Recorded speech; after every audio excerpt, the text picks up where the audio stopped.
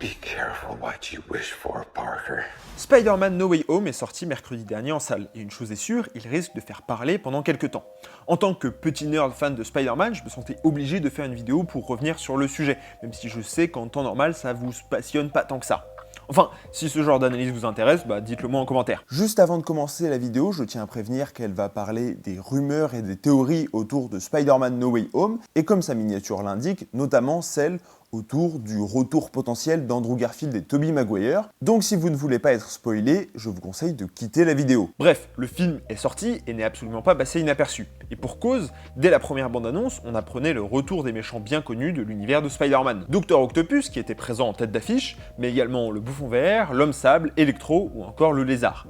Avec la particularité d'avoir leurs anciens acteurs des précédentes trilogies pour venir camper les méchants. Pour certains, ce trailer en révélait trop. Et pourtant, il n'est uniquement question que du premier tiers du film. En effet, à la surprise générale, au bout d'1h30, Andrew Garfield et Tobey Maguire apparaissent et viennent en aide au Spider-Man de Tom Holland. Enfin, ça, c'est ce qui aurait dû se passer. La réalité, c'est que depuis des mois, la rumeur courait que la rencontre entre les trois Spider-Man aurait lieu dans le film. Pire, de nombreuses photos du tournage ou même du film, parfois en très bonne qualité, avaient leak en ligne depuis août. Le caméo surprise de Daredevil, dont le seul intérêt réside dans le secret de son apparition, a également fuité en ligne. Même la mort de Tante May par le Bouffon Vert et le fait que le Spider-Man de Tobey empêche celui de Tom de le tuer avaient été dévoilés. Je fais partie de ces gens qui préfèrent ne rien savoir d'un film avant de se rendre en salle pour le voir. D'ailleurs, une étude du chercheur à Yale Paul Bloom, dont j'ai déjà parlé sur la chaîne, explique parfaitement ce raisonnement. Les spoilers vont détruire notre suspension d'incrédulité, et surtout vont faire apparaître les ficelles scénaristiques de chaque œuvre. Il va donc être plus difficile de se plonger pleinement dans l'univers et de se laisser porter en sachant exactement où cela va nous mener, particulièrement pour les films du MCU, qui,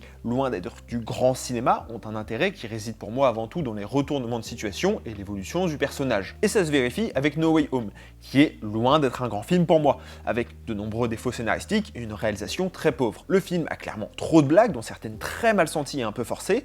En fait, la première moitié du long métrage est dans le même ton que le précédent, ne prend pas grand chose au sérieux et se permet même de décrédibiliser ses propres méchants, pourtant iconiques pour certains. Les personnages de MJ, et plus particulièrement celui de Ned, semblent être un poids que le film traîne durant 2 heures sans vraiment savoir quoi en faire. Et l'arrivée mémorable des deux autres Spider-Man aurait clairement pu être bien plus marquante. Mais si ça vous intéresse, je vais faire un gros live tier list des films Spider-Man sur Instagram dans les jours qui viennent. Le problème étant donc que le principal intérêt de Spider-Man No Way Home a été complètement gâché par internet et les réseaux sociaux pour moi. Même sans chercher à avoir des informations sur le sujet, on se retrouvait avec des leaks, des photos ou des vidéos. Ajoutez à cela les nombreuses théories et analyses faites par les youtubeurs spécialisés, et j'ai pris peur d'aller voir le film en sachant exactement ce qui allait se passer. Pour faire face à cela, j'ai décidé de couper les réseaux sociaux et de masquer au maximum tous les mots en rapport avec Spider-Man. Je m'étais donc cantonné à la première bande-annonce. Je trouve ça dommage, notamment car pour une fois la communication de Marvel et Sony avait pris soin de garder secret les principaux retournements de situation. Il y avait évidemment des indices, des clins d'œil, mais rien permettant d'affirmer que Andrew Garfield et Tobey Maguire seraient présents, ni que Tante May allait mourir. Certes, dans la deuxième bande-annonce, on voit un moment Spider-Man affronter 3 méchants dans un plan où on peut penser que les 2 autres auraient été effacés numériquement, ce qui est le cas. Mais ça restait des indices, comme j'ai dit, et on se rappelle qu'il y avait eu la même théorie pour une scène sur le pont du premier teaser. Alors qu'en fait, c'est juste que John Watts s'est pas cadré. Bref, j'ai trouvé excellente la communication du film, et c'est assez rare pour être souligné. En faisant la promotion principalement sur la première moitié, ça permettait de faire monter la hype avec le retour des méchants tout en gardant sous le coude pour la séance. Après, on peut légitimement se demander si Sony et Marvel n'ont pas eu un rôle dans certains leaks. Ce n'est évidemment qu'une théorie, et c'est loin d'être la plus probable, mais dans quelle mesure Sony a-t-il laissé faire? Je pense notamment à cette image d'Andrew Garfield sur un fond bleu qui a énormément tourné. Et ce qui me choque, c'est que si les autres leaks sont de mauvaise qualité et souvent des photos de photos, là on a une vidéo quasiment en HD de 3-4 secondes. Alors certes, la vidéo était souvent strikée des réseaux sociaux, mais ça ne l'a pas empêché de se retrouver en GIF sur l'outil Facebook depuis plusieurs semaines. On se souvient par exemple du journaliste de Variety qui avait malencontreusement annoncé qu'Harry Styles apparaissait dans la scène post-crédit d'Eternals, poussant les fans du chanteur à se rendre en salle mais gâchant la surprise. D'ailleurs, mon pote Landry, qui fait des vidéos sur les films Marvel, est plutôt d'accord avec moi, en soulignant que les leaks pouvaient même être utiles au studio. En soi, c'est très bon pour Sony, entre guillemets, et Marvel Studios. Par exemple, le trailer, le deuxième de Spider-Man No Way Home, et bien en fait, tu avais le lézard qui allait sauter vers donc Spider-Man, et lui se prend un coup. Sauf qu'il y a personne devant lui. Comme si, oh mince, on a oublié cette scène-là dans un trailer brésilien. Personnellement, je pense que c'était un petit peu fait exprès. C'est pas une seule personne qui va regarder le trailer en disant « Ok, c'est bon, on l'envoie », sans pour autant faire attention à cette scène-là. Pour moi, c'était ni bon ni mauvais. Ça m'a pas dérangé, en fait. Et je vous avoue avoir du mal, personnellement, à comprendre comment ont vécu le film ceux qui avaient vu les leaks passer et fait toutes ces théories. J'ai donc demandé à Landry, qui a une vision très différente de la mienne, pour essayer d'équilibrer un peu la vidéo. En gros, je prends mes théories comme des petits rêves, entre guillemets. Mes théories, c'est vraiment ce que j'espère voir. La plupart du temps, il est vrai, je l'assume, je me trompe, c'est vrai.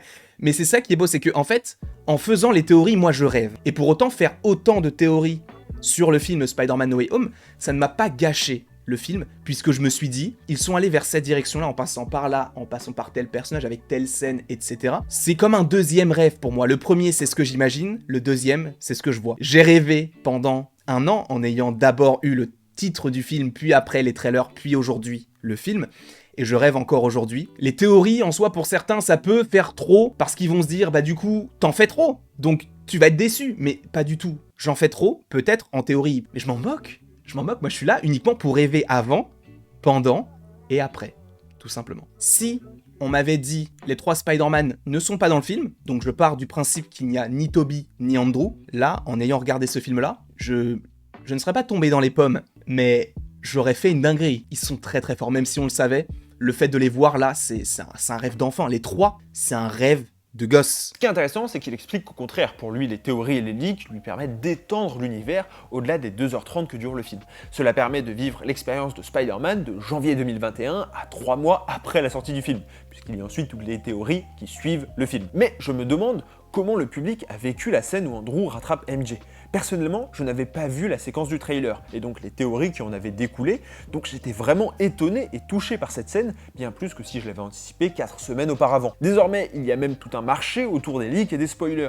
Des personnalités anonymes, comme Daniel RPK, sont des leakers reconnus, et sont suivis pour leur divulgation à propos des scénarios. D'autres, comme Roger Wardell, ont disparu mystérieusement après avoir spoilé Endgame plusieurs mois avant que le film arrive en salle. Mais avec No Way Home, on a même eu la bande-annonce qui a fuité en ligne 48 heures avant sa sortie officielle, à cause d'un leaker qui a d'ailleurs conduit au renvoi d'une personne travaillant sur le projet, qui avait été identifiée comme l'auteur de la fuite. Un reportage de M6, datant de plusieurs semaines, s'est même permis de partager la photo d'un leak dans le plus grand des calmes. La tendance est alors à toujours plus de leaks, notamment sur les films très attendus comme Spider-Man ou même Doctor Strange. On a d'ailleurs eu ironiquement le même problème avec Koh-Lanta, dont on reparlera mardi ou mercredi normalement sur la chaîne. Je pense alors qu'il y a plusieurs explications à cette tendance. Tout d'abord, la viralité et l'instantanéité des réseaux sociaux poussent beaucoup à chercher le moindre scoop. Il faut désormais être le premier à avoir annoncé, le premier à avoir vu, le premier à avoir fait sa vidéo sur. Et je veux dire, j'y participe aussi, ma miniature avec les 3 Spider-Man y participe aussi. J'en profite pour rajouter que je suis quasiment sûr que certains vont reprocher à ma miniature et à mon titre de spoiler le film, alors que j'indique pourtant assez clairement parler des théories et des rumeurs. Et que la rumeur autour du retour des Spider-Man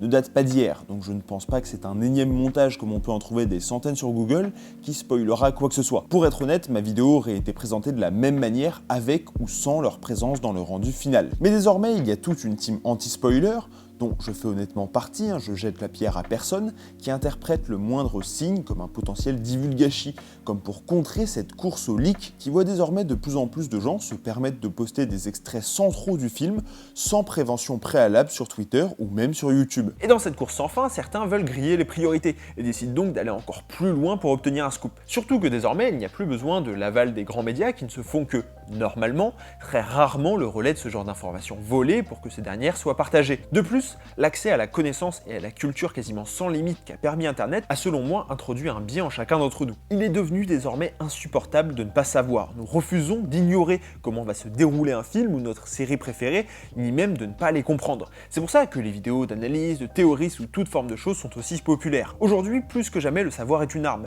et beaucoup de gens mènent une guerre perpétuelle pour être celui qui en obtiendra le plus, ce qui est difficilement reprochable dans un sens. On peut également se demander si en tant que public, on n'a pas juste perdu l'habitude d'attendre. J'en parlais à propos de séries, avec notamment Netflix, qui sort tous ses épisodes d'un seul coup.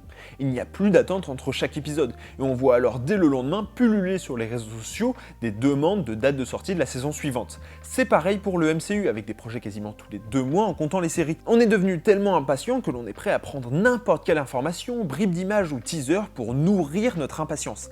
Alors que c'est sûrement le meilleur moyen moyen de découvrir tout le film de manière parcellaire et d'en tirer une seule satisfaction au moment du visionnage qui est le « Ah, je l'avais dit, j'avais deviné que ça allait se passer comme ça ». Comme si la clairvoyance grâce aux fuites et aux centaines de théories était devenue la forme de reconnaissance suprême pour n'importe quel fan qui se respecte. Mais à cause de ces raisons, je suis déçu de ne pas avoir pu apprécier autant mon visionnage de Spider-Man No Way Home que s'il n'avait pas été parasité par les différentes révélations et scoops dont je me suis pourtant protégé au maximum. Et d'ailleurs, dites-moi si c'est le cas pour vous aussi, parce que certes, l'ambiance était très bonne avec les réactions de la salle et quelques bonnes surprises, mais je ne peux pas m'empêcher de penser à ce qu'il en aurait été sans les fuites. Internet m'a gâché le film et je pense que je ne suis pas le seul. Pour revenir et conclure dessus, je suis content, car il a quand même réussi à me surprendre positivement. La première heure a été un peu trop douloureuse pour moi, car je voyais la continuité des deux premiers films que je n'ai pas apprécié et qui selon moi ne captaient pas l'essence de Spider-Man.